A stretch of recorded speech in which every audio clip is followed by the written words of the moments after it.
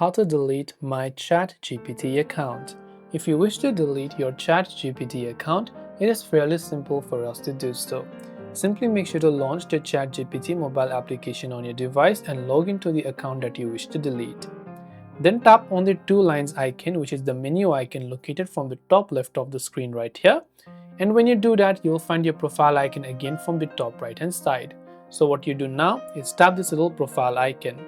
When you do that, you want to scroll down a couple of steps below until you see the option called Data Controls and tap on it. Then tap on the option Delete OpenAI Account selected and tap the Delete Account option to finally confirm the changes. That way you can delete your ChatGPT account. I hope that this video helped you out. If it did help you, do make sure to leave a like and subscribe to our channel.